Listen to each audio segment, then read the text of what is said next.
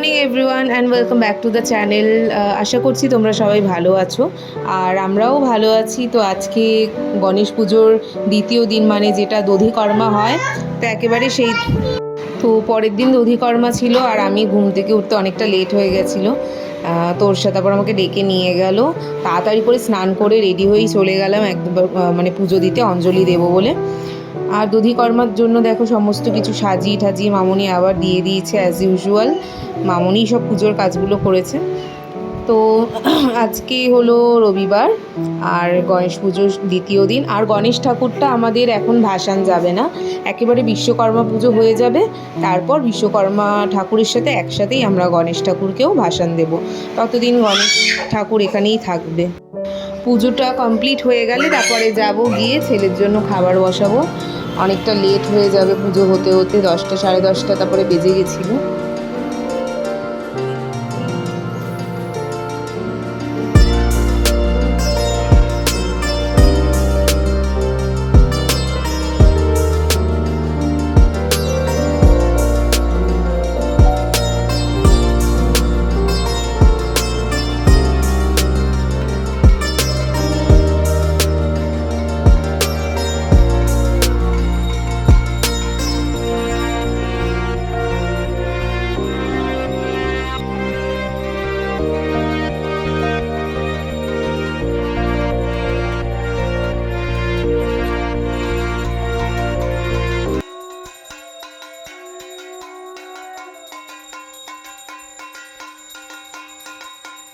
আর আজকে কোনো ব্রেকফাস্ট করার ঝামেলা নেই, কারণ আজকে দধিকর্মা মাখা হবে, সেটাই আমাদের ব্রেকফাস্ট হয়ে যাবে। শুধু ছেলের জন্যই ব্রেকফাস্টটা রেডি করব।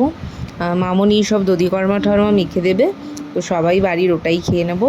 আর দুপুরে বাজারটা এখনও হয়নি, বাজার হলে তারপর রান্নাবান্না বসাবো। এদিকে পুজো টুজো যতক্ষণ না হচ্ছে ততক্ষণে তো ওদিকে যাওয়া যাবে না।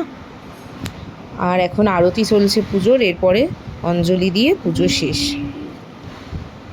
দেখো মানে কি বলবো, কি মাখছিস, কি মেখেছো এগুলো গায়ে?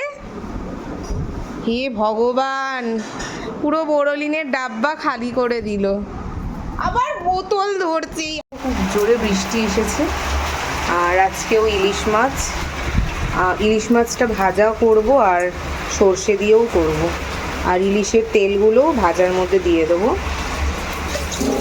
এখন ইলিশ মাছটাকে ভাজা করব, তেল দিয়ে দিয়েছি কড়াইতে।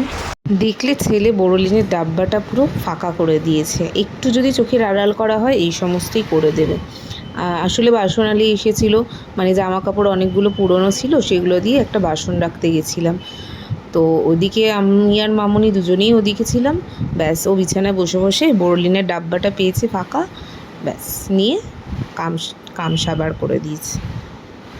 আর এখন ওয়েদারটা কেমন, মানে এক্ষুনি বৃষ্টি হচ্ছে তো আবার খিলখিলিয়ে রোদ উঠে যাচ্ছে, আর রোদের যে তেজ তখন আর সহ্য করা যাচ্ছে না।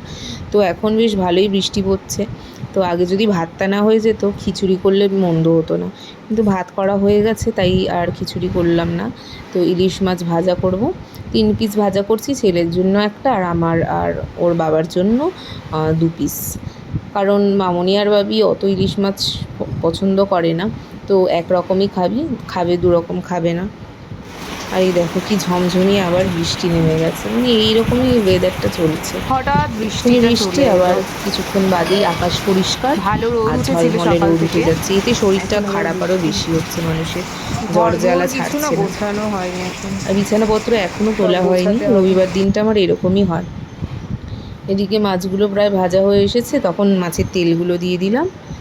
তো এই দিয়ে গরম গরম ভাত আর কি খাওয়া হয়ে যায়, আর মাছের ঝোল ঢোলার দরকার পড়ে না। তো মাছের ঝোলটা আজকে করবো ভেবেছি সর্ষে দিয়ে। একটু সর্ষেটা হালকা করেই দেবো, সাদা সর্ষে দেবো, কালো সর্ষে দেবো না, খুব অ্যাসিড হয় সবার। তো মাছগুলোকে তো এই মাছ ভাজা তেল কিছুটা রেখে দিয়েছি, আর কিছুটা রান্নায় দিয়ে দেবো। একটু কালো জিরে ফোড়ন দিয়ে, কাঁচা লঙ্কা ফোড়ন দিয়ে মাছগুলো সব দিয়ে দিলাম, আর বেগুনও দেবো, দিয়ে জল দিয়ে দেবো, জল দিয়ে বেগুনটা দিয়ে দেবো।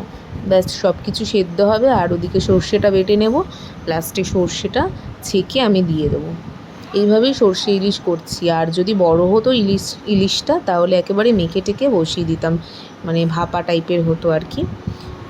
তো মা তো ওইভাবেই করে, আমি আবার একটু অন্যরকম ফোড়ন দিয়ে করলাম। ফোড়ন মানে দুটোর স্বাদ একটু হেরফের তো হবেই, তবে মায়ের হাতের স্বাদটাই আমার কিন্তু বেশি ভালো লাগতো। আর এখন বেগুনগুলো সব দিয়ে দিলাম, দিয়ে এবার যতটা ঝোল করার দরকার ততটা ঝোল দিয়ে দেবো, তাহলেই ইলিশ মাছের ঝোল হয়ে যাবে। আর আজকে তো রবিবার, রবিবার দিন একটু বাপের বাড়ি আমি যাই, প্রতি রবিবারই যাই। আর মাঝে সাঝেও সময় পেলে চলে যাই। তো বিকেলবেলার দিকে একটু বাপের বাড়ি যাওয়ার ইচ্ছা,